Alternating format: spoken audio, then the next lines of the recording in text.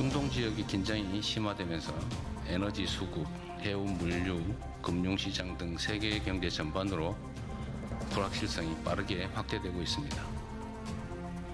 지금은 이러한 외부 충격이 민생과 경제산업에 미칠 영향을 최소화하는 데 모든 국가적인 역량을 총동원해야 되겠습니다. 가장 시급한 과제는 물가 안정입니다. 최근 유류비의 가파른 상승으로 화물 운송, 택배, 배달, 하우스 농가처럼 국민 실생활과 직결된 분야의 어려움이 가중되고 있습니다. 정부는 민생 현장의 이 같은 부담을 실질적으로 덜기 위한 정책을 적극적으로 발굴해서 신속하게 집행해 주시기 바랍니다. 석유 최고 가격제 집행, 에너지 세제 조정과 또 소비자 직접 지원을 포함해서 추가적인 금융, 재정 지원도 속도감 있게 검토해야 되겠습니다.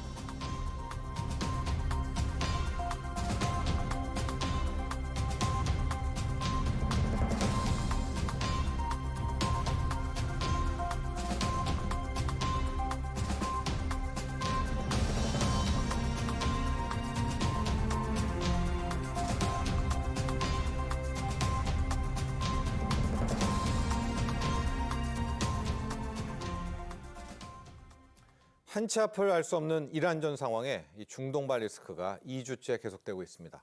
트럼프 대통령의 말 한마디에 세계 금융시장은 들썩대고 있는데요. 국제 유가와 주식시장이 요동치고 있는 지금 우리 정부도 민생 경제 안정을 위해 그야말로 총력을 쏟고 있습니다. 현재 이란전 상황 그리고 한국 경제에 미치는 영향 자세히 분석해보죠. 이정환 한양대 경제금융학부 교수 함께합니다. 안녕하십니까? 일단 트럼프 대통령은 현재 이란 사태죠. 마무리 단계에 돌입했다라고 이야기는 했습니다만 또 이란 입장에서는 끝낼지 말지는 또 우리가 결정한다. 다른 이야기를 하고 있습니다. 현재 중동 상황 한번 살펴볼까요? 앵커님 말씀하신 대로 양측의 의견이 조금 엇갈리고 있다는 말씀 드려야 될 것 같습니다. 지금 이 분쟁에 있어서 트럼프 대통령은 조기 종식이 될 것이다. 거의 다 끝났다라는 이야기를 하면서 또 주식시장이 호응하는 모습도 보였거든요. 근데 이란 쪽은 오히려 이 분쟁을 강화시킨다. 오히려 이 분쟁을 환영한다라는 입장을 보이면서 이 분쟁이 좀 더 지속되지 않을까라는 두 가지 리스크 측면이 겹치고 있다라는 말씀 드릴 수 있을 것 같습니다. 특히나 이 호르무즈 해협에 대해서 사실 이란이 얼마나 분쟁을 확장시킬 것인가에 대해서 좀 불확실성이 있는 상황이거든요. 다른 이제 통행을 막는 여러 가지 수단들이 있는데 A를 쓸지 B를 쓸지 C를 쓸지 이 분쟁에 대해서 조금 확장할 가능성도 있고 미국이 이것을 또 어떻게 대응하냐에 대해서 조금 불확실한 측면은 분명히 있는 것 같다라는 말씀 드릴 수 있을 것 같습니다. 결국은 호르무즈 해협이 봉쇄가 되면은 특히나 이제 석유 물동량 같은 것들이 전 세계 물동량의 한 20% 차지하고 있고 우리나라 이제 석유 물동량 같은 경우도 큰 부분을 차지하고 있는데 이런 데한 리스크가 또 트럼프 행정부의 정치 리스크와 연결될 수도 있기 때문에 지금 봉쇄를 하고 있습니다. 봉쇄를 지금 봉쇄를 하고 있다라고 얘기하고 있는데 이 봉쇄가 장기화된다든지 지금 또 다른 옵션들 좀 쓴다는 얘기하고 기뢰 이야기도 나오고 이런 여러 가지 이야기가 나오고 더 심각해지네요. 그럴 수도 있는 분쟁이 조금 더 심각해질 수 있는 상황이기 때문에 좀 지켜봐야 된다. 또 트럼프 대통령이 또 분쟁이 장기화되면은 선거에 안 좋거든요. 또 이게 조기에 종식시키려는 노력까지 겹치면서 지금 조금 시장에 있어서 혹은 이 분쟁 사태 자체의 불확실성이 조금 큰 상황이다. 그것은 근본은 아까 말씀해 주신 것처럼 양측의 의견이 조금 다른 것 같다라는 것 때문에 나오고 있다는 말씀 드릴 수 있을 것 같습니다. 타코라고 하죠. 시장에서는 트럼프 대통령이 이번에도 타코를 할 것이다. 이런 가능성, 이건 어떻습니까?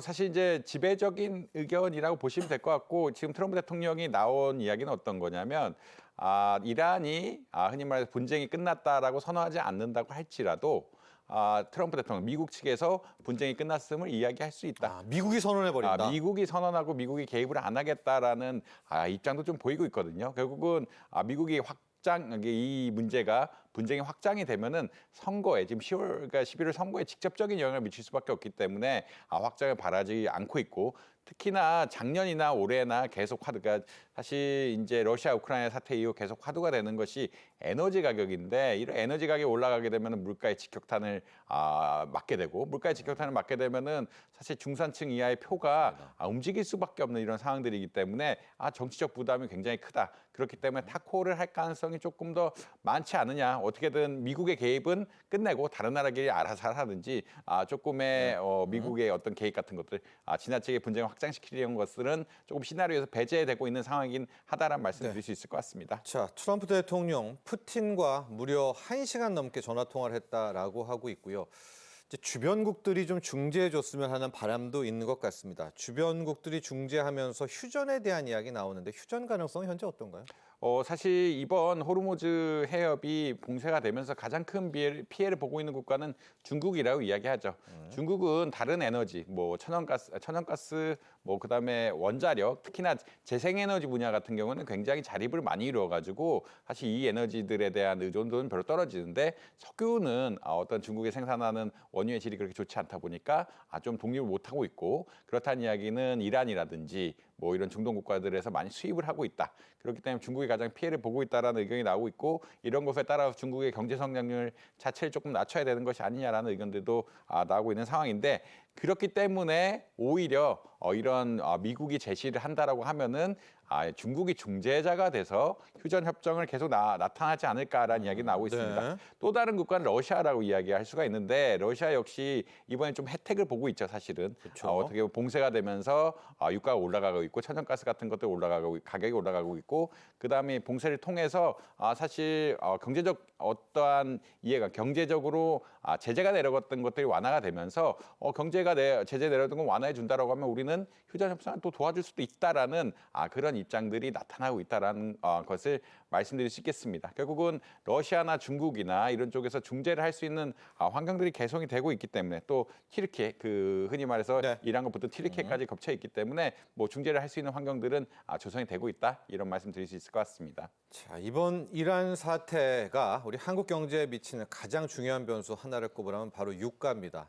이번 주 월요일이었습니다. 국제 유가가 단 하루 만에 30% 넘게 폭등을 해서 배럴당 120달러까지도 육박을 했는데 자, 현재 유가 상황들 한번 정리해 주시죠.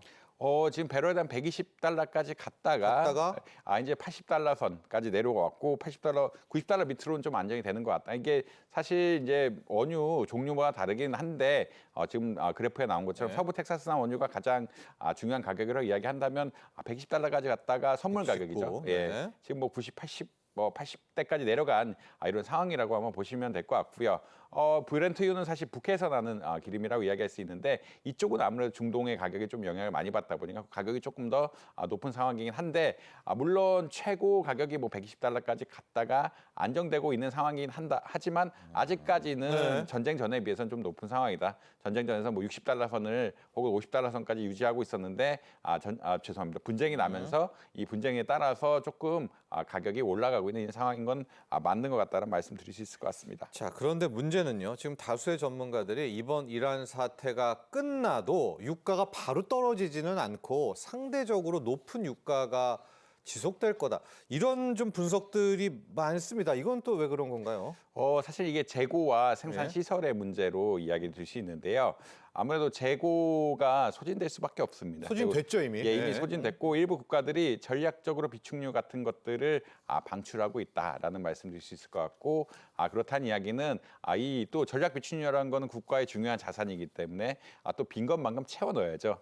채워 넣는다는 이야기는 좀 수요가 많이 늘어날 수밖에 없는 이런 상황들이다라 보시면 될 것 같고 이런 수요 때문에 가격이 60달러로 바로 내려가기 쉽지 않느냐라는 게 하나의 이유입니다. 또 두 번째 이유로는 정유시설 같은 것들이 타격이 받다 보니까 이런 생산량 같은 것도 좀 줄이는 나라들도 있거든요. 뭐 쿠웨이트라든지 이런 나라에서 생산 시설을 어떻게 보면은 어떻게 줄였다, 생산량을 줄이고 감산에 돌입했다는 이야기가 나오고 있는데 예. 이렇게 감산에 돌입하게 되면은 아무래도 생산 시설을 다시 켜야 되는데 이런데 보통 시간이 조금 걸린다. 비용 같은 것들이 많이 든다라고 이야기를 하고 있기 때문에 결국은 생산하고 어떤 수요 측면에서 모두 가격이 빠르게 하락하기는 어려운 측면들이 좀 존재한다. 물론 이제 장기적으로는 한 5개월 지나가면은 이런 문제들, 생산의 문제라든지 비축류도 우리가 나라에서 정한 만큼 지금 비축류 수준 같은 것들이 그래프로 나오고 있는데 비축류 같은 것들도 나라에 대해서 이제 적정 수준으로 메꾸게 된다라고 하면은 그 다음에 이제 조정이 되긴 할 텐데 아주 단기적으로는 뭐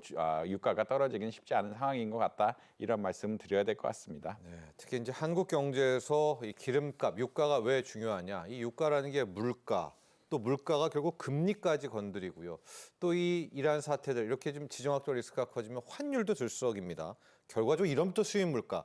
이래저래 이 유가에서부터 시작을 해야 될 것 같은데 주식시장이 최근에 롤러코스터를 펼치고 좀 많이 또 하락하고 있었던 것이 결국은 유가 아니겠습니까? 유가의 메커니즘 한번 설명해 주시죠.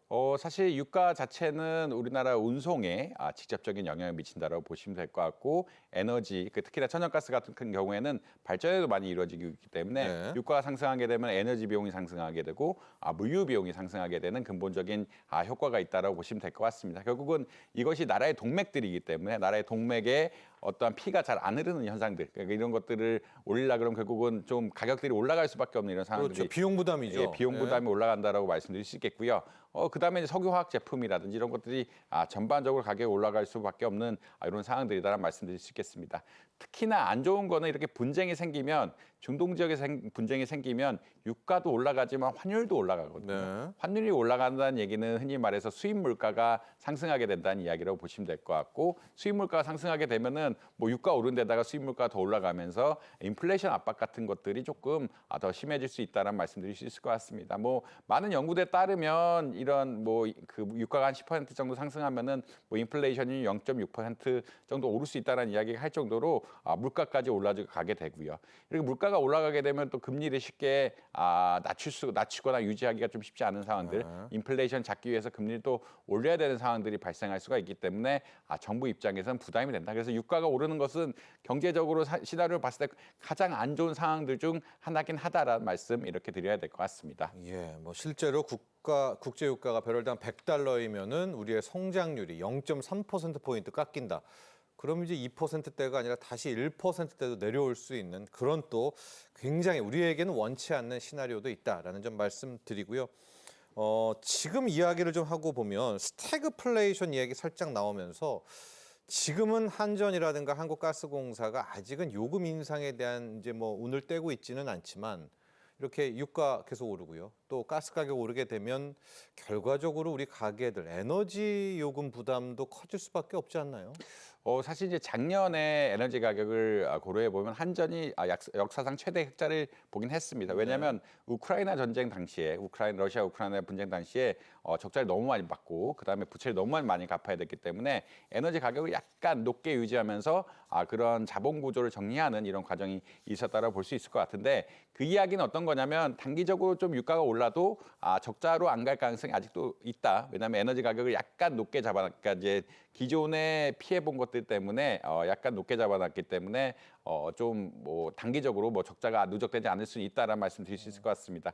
그럼에도 불구하고 앵커님이 얘기하신 것처럼 유가가 100달러가 되면은 경제 성장률 0.3%포인트 떨어진다 이런 이야기가 나오는 것의 근본은 이 전기 요금에 좀 반영될 수밖에 없는 이런 상황이라고 보시면 될 거고 그래서 국제 유가가 120달러까지 올라가게 된다라고 하면은 이런 아까 흑자를 보던 마진 같은 것들 그리고 이제 빚을 갚아야 되는 이런 메커니즘들을 고려해 본다라고 하면은 한전이 전기 요금을 올려야 되는 상황들이 아닌가라는 의견들도 나오고 있다라고 보시면 될 것 같습니다. 더군다나 환율까지 올라갔기 때문에 에너지 식 가격도 올라간 이런 여파들이 있어서 아무래도 이제 에너지 가격이 지나치게 이제 유가가 많이 올라가게 된다면 물론은 한전이 좀 버퍼가 있긴 하지만 지나치게 뭐 120달러 수준까지 올라가게 된다고 하면은 아무래도 에너지 가격 역시 그리고 전기료 같은 것들도 올라갈 수밖에 없는 상황들이다 이런 말씀 드려야 될 것 같습니다. 네, 주식시장 이야기 잠깐 해볼까요? 너무나 아찔하죠. 급등, 급락들 나오고 있는데 이거 역시도 뭐 이란 사태가 좋아졌다 나빠졌다 이래서 연동하는 건데요. 우리 투자자분들에게 좀 조언 같은 것 좀 해주시죠. 이게 너무나 아찔해서 너무나 많이 떨려하시는 것 같아요. 사실 이제 변동성 장애에 대해서는 이제 위험을 선호하시는 분들은 굉장히 공격적으로 투자를 하긴 하는데 일반적으로 위험 기피 하시는 투자자들은 유동성을 많이 가져가는 것들이 맞지 않냐라는 이야기를 하고 있습니다. 또 특히나 최근에는 달러 이외에는 또 안전자산이 그렇게 많이 보이고 있는 이런 상황들이 아니거든요. 그러니까 이게 주가 롤러코스터를 타는데 달러는 조금 가격이 올라가는 것 같지만 나머지 자산들 금 같은 경우도 이제 가격의 인상폭 같은 거에 제한이 되고 있고 가상자산 시장 역시 가격 같은 것들 좀 오히려 하락하는 이런 양상들을 보이고 있기 때문에 좀 유동성을 많이 가지고 있으면서 시장이 좀 안정될 때까지 기다려야 되는 것이 아니냐. 그리고 가장 하지 말아야 될 것은 변동성을 탄 B2 같은 거라고 말씀드릴 수가 있는데 아무래도 수익을 아무 변동성이 크다는 얘기는 수익을 크게 볼 수 있기 때문에 이 수익을 2배, 3배 늘리려는 이런 변동성 투자 기법 같은 것들이 뭐 권고가 되기도 하는데 그런 것들은 좀 배제해야 된다. 변동성이 클 때는 그만큼 손실이 많이 날 가능성도 있기 때문에 B2 같은 것들은 자제해야 되는 이런 양상들이다 말씀드릴 수 있을 것 같습니다. 자, 이제 우리 이러한 사태에 대비한 우리 정부의 지원책들 살펴보도록 할 텐데요. 빠르게 아마 최고 가격제 도입이 시작될 것 같습니다. 이게 1997년 IMF 외환 위기 이후 첫 번째 발동하게 되는 건데 이 최고 가격제 한번 소개해 주시죠. 석유 최고 가격제라는 건 정부가 최고 가격을 정한다라는 이런 말씀이고요. 이게 네. 말 그대로 흔히 말한 제도 자체가 설명을 하고 있다라는 말씀드릴 수 있을 것 같습니다.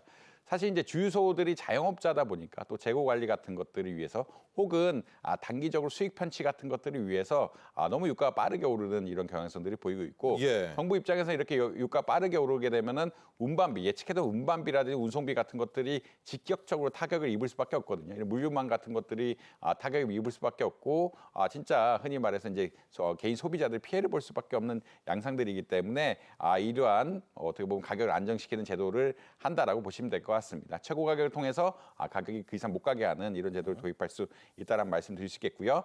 이외에도 정부에서는 주유소 혹은 정유사에 대해서 또 어떻게 보면 가격 조사라든지 담합 같은 것들이 있는지를 정확하게 체크를 해서 올릴 때는 빠르게 올리고 내릴 때 늦게 내리는 이런 구조 자체에 대해서 좀 담합이 아니냐 혹은 이런 흔히 말 가격 결정에 있어서 비합리적인 부분이 있는 것이 아니냐에 서 엄벌을 내리겠다. 또 수입 전 가격 인상 여부라든지 그러니까 원유가 오기 전에 가격을 원유 오기 전에 가격을 미리 올리는 이런 상황들이 발생하는 것에 대해서 엄벌을 처하겠다라고 이야기하고 있어서 유가가 오른 것에 대해서 사활을 걸고 막고 있는 이런 상황들이다. 이런 말씀 드려야 될 것 같습니다. 그렇습니다. 또 유류세 추가 인하도 함께 좀 고려하고 있다는 점도 말씀드리고요. 자, 이재명 대통령이 이런 상황이 너무나도 심각하니까 결과적으로 추가 경정 예산 편성에 대한 언급을 했습니다. 이 추경 필요성을 직접 대통령이 이야기한 건데 추경 기대 효과 한번 살펴볼까요? 추경 보통 지금 10조 정도 예상이 되고 있고요. 10조란 것은 어떻게 정해졌냐면 이제 작년에 초과 세수 같은 것들이 초과로 받은 세수 같은 것들이 있어서 정부가 국채를 발행해서 어떻게 보면은 채무를 지지 않고 할 수 있는 안정적인 수단이라고 보시면 될 것 같습니다. 빚 안 내고요. 빚 안 내고 할 수 있는 안정적인 수단이라고 보시면 될 것 같고 지금 가장 우려가 되는 부분들이 소상공인들이라든지 중소기업들이거든요. 아무래도 이쪽들은 외환 시장에 대한 해칭이라든지 혹은 뭐 유가가 오르는 것에 대해서 대응할 수 있는 방법들이 제한되어 있기 때문에 이분들에 대해서 적극적으로 금융 공급이라든지 보조금 공급이라든지 혜택을 줘야 되는 것이 아니냐라는 이야기를 많이 나오고 있다라고 보시면 될 것 같습니다. 보통 추경을 할 때 정부가 한 20조 정도 쓰면은 경제 성장률 0.1%포인트 정도 올라간다라고 이야기하고 있는데 지금같이 좀 위기 상황에서는 더욱더 효과를 볼 수 있는 것들이 아니냐. 보통 뭐 그래서 한 20조가 기준이 되면서 왔다 갔다 한 정도인데 지금은 10조라고 할지라도 에너지 가격 같은 것들을 안정화시키면서 흔히 말하는 소상공인 중소기업들을 도울 수 있는 이런 상황이 아닌가 이런 말씀 드려야 될 것 같습니다. 예, 뭐 법인세 초과 세수 우선 검토 이런 것도 되고 있는 거죠. 지금 예산을 먼저 끌어오고 가는 모양입니다. 아무래도 지금 국채를 안 발행하면서 하는 것들이 가장 바람직한 상황들이기 때문에 또 국채를 발행하는 것들이 수요를 약간 올리면서 물가를 상승할 수 있는 압력들도 있을 수 있거든요. 그런 그렇죠. 것들을 그런 상황들을 배제하고 아무래도 이 법인세 초과 세수 작년에 많이 걷었던 것을 바탕으로 해서 이런 추경을 함으로써 안정적인 경제 운영을 하면서 소상공인이라든지 또 필요한 사람들에게 금융을 제공해주는 혹은 보조금을 제공해주는 이런 정부 정책이 아닌가 이렇게 생각을 하고 있습니다. 네, 자, 지금까지 도움 말씀에 이정환 한양대 경제금융학부 교수와 함께했습니다. 오늘 감사합니다.